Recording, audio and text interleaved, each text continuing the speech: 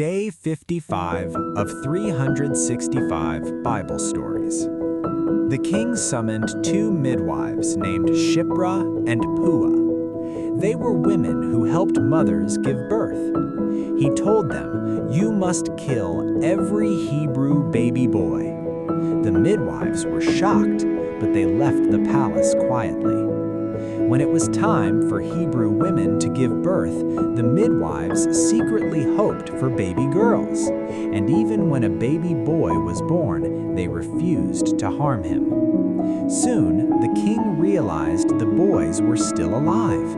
He called the midwives back and said angrily, "Did you not hear my command?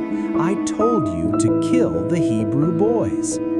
The women answered carefully, "Your Majesty, Hebrew women give birth much faster than Egyptian women.